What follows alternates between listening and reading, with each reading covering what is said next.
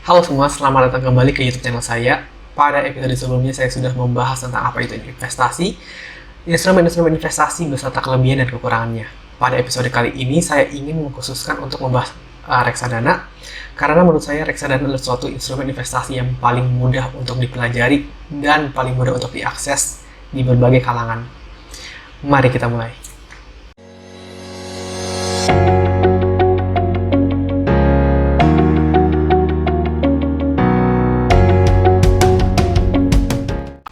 Oke, pada video kali ini kita akan membahas tentang apa itu reksadana, bagaimana cara kerja reksadana, tipe-tipe reksadana beserta kelebihan dan juga kekurangannya, dan stay tune sampai video paling akhir untuk mendapatkan tips dan trik berinvestasi di reksadana menurut pengalaman saya.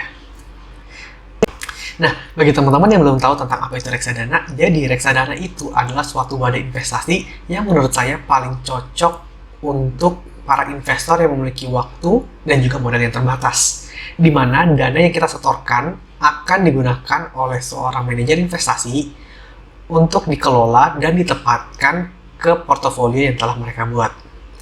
So far, menurut saya terdapat dua kelebihan dan juga dua kekurangan dari berinvestasi di reksadana. Kelebihan yang pertama, menurut saya adalah terdapat perannya manajer investasi yang mengelola dana kita. Kelebihan yang kedua, di dalam reksadana sendiri terdapat beberapa sub-produk investasi yang bisa kita pilih. Untuk kekurangannya, yang pertama, karena adanya peran seorang manajer investasi, maka terdapat biaya yang harus kita keluarkan. Dan yang kedua, setiap sub-produk investasi yang telah saya jelaskan sebelumnya, itu terdapat kelebihan dan kekurangannya. Tapi tenang saja, akan saya jelaskan dalam video kali ini. Oke, bagi teman-teman yang bertanya-tanya bagaimana sih cara kerja reksadana, pada simpelnya, ketika kita menginvestasikan uang kita di reksadana, maka uang tersebut akan dibagi ke beberapa instrumen investasi sesuai dengan bobot yang telah ditetapkan oleh manajer investasi tersebut. Oke, contohnya seperti ini. Kalau misalnya kita mempunyai uang 1 juta dan kita berinvestasi ke reksadana yang lebih mementingkan keuntungan dengan resiko yang tinggi, maka kemungkinan besar uang kita atau mayoritas uang kita, contohnya 80% atau 800.000 in this case, akan diinvestasikan ke produk seperti saham. 10%-nya akan diinvestasikan ke obligasi atau surat utang, dan 10% sisanya akan diinvestasikan ke produk pasar uang. Jadi kebayanglah, reksadana ini merupakan kumpulan dari beberapa instrumen investasi yang sudah saya jelaskan di video sebelumnya, di mana peran manajer investasi ini adalah untuk memaksimalkan return yang bisa kita dapat dan juga meminimalisir resikonya. Terdapat beberapa jenis reksadana yang bisa kita investasikan atau temukan di Indonesia. Yang paling pertama adalah reksadana pasar uang, di mana pada reksadana ini cenderung keuntungan dan juga risikonya itu tergolong rendah ketimbang dengan reksadana yang lain. Mayoritas dari dana yang diinvestasikan di reksadana pasar uang akan masuk ke deposito. Pada reksadana pendapatan tetap atau reksadana jenis kedua, return yang kita dapatkan itu tergolong masuk ke low mid beserta juga resikonya, di mana mayoritas uang yang kita investasikan di reksadana pendapatan tetap akan masuk ke instrumen investasi obligasi. Reksadana campuran atau biasa disebut dengan reksadana yang hybrid memiliki return dan juga resiko yang sangat bervariatif. Maksud saya seperti apa? Contohnya, jika 70% dana dari reksadana campuran ini diinvestasikan ke deposito, maka return dan juga risikonya akan tergolong rendah. Sebaliknya, jika 70% dana dari reksadana ini diinvestasikan ke instrumen saham, maka return dan juga risiko dari reksadana ini bisa tergolong tinggi. Pada reksadana saham, mayoritas uang akan diinvestasikan ke instrumen saham, membuat reksadana ini memiliki return dan juga risiko yang tinggi. Dan reksadana yang paling terakhir adalah reksadana indeks, di mana reksadana ini performanya akan memimik indeks suatu negara. Contohnya di Indonesia itu IHSG dan juga Standard & Poor's 500 di USA. Oke, pada kesempatan kali ini saya ingin menunjukkan sebuah data yang sudah saya ambil dari Bareksa. Bagi teman-teman yang belum tahu Bareksa itu apa, Bareksa itu adalah suatu online platform yang bisa kita gunakan untuk membeli dan juga menjual reksadana.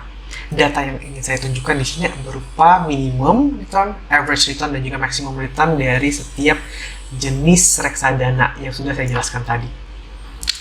Nah, bisa dilihat pada layar sekarang, untuk reksadana pasar uang sendiri, average return-nya itu ada di angka 4,89%, di mana average return ini adalah return per tahun. Maksudnya gimana sih? Contohnya, jika teman-teman menginvestasikan uang 100 juta, maka dalam 1 tahun, reksadana pasar uang bisa memberikan return rata-rata 4.890.000. Bisa dilihat juga perbedaan atau spread antara average ke minimum dan juga average ke maksimum pada reksadana pasar uang tidak terlalu besar. Nah, bisa teman-teman lihat di layar sekarang, pada reksadana pendapatan tetap, average return-nya per tahun ada di angka 8,03%, di mana biasanya saya berinvestasi pada reksadana pendapatan tetap dalam jangka waktu sampai 1-3 tahun. Pada reksadana campuran bisa dilihat spread antara average ke minimum dan juga average ke maksimum semakin besar ketimbang reksadana pasar uang dan juga reksadana pendapatan tetap, di mana average return yang bisa kita dapatkan per tahun ada di angka 20%. Nah, bisa dilihat pada reksadana campuran dan juga pada reksadana saham yang akan saya jelaskan bentar, spreadnya akan semakin besar.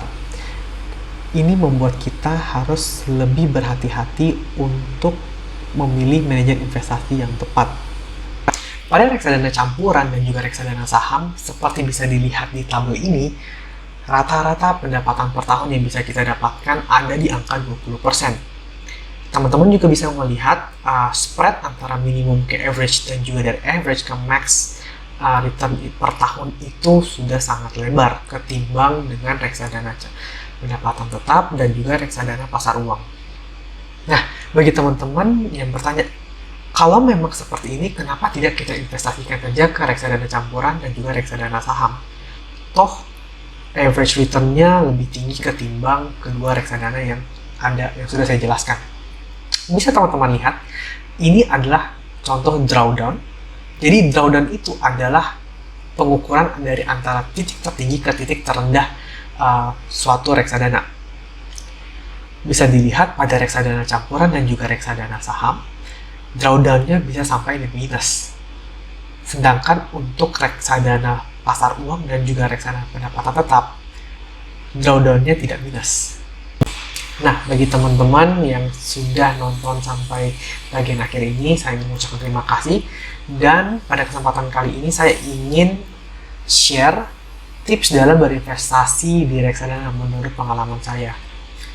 Yang pertama, sesuaikan pembelian reksadana dengan tujuan investasi. Maksudnya gimana sih? Contohnya, ketika Anda berinvestasi di reksadana dengan tujuan mengumpulkan dana pensiun, maka bisa Anda tempatkan dana atau proporsi terbesar dana Anda ke reksadana saham.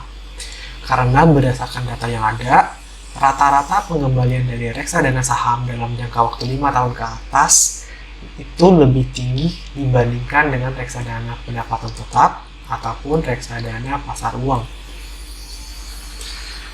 Contoh yang lain yang saya aplikasikan juga adalah pada reksadana pasar uang, di mana ketika saya mempunyai dana darurat, contohnya dana darurat saya ada 50 juta, saya akan bagi menjadi setengah-setengah atau proporsinya 50%. 50%-nya akan saya keep di bank, dan juga 50%-nya akan saya investasikan ke reksadana pasar uang dalam jangka waktu 1 tahun. Tips yang kedua, pilihlah reksadana dari manajer investasi yang sudah ternama.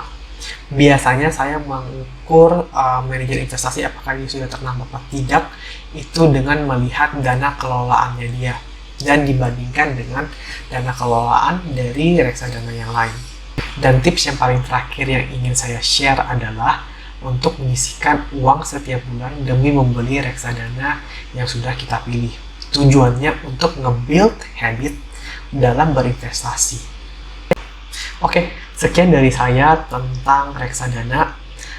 Mohon bantuannya untuk mendukung channel ini dengan cara menghit tombol like, subscribe, dan juga share ke teman-teman yang lain. Terima kasih dan sampai jumpa.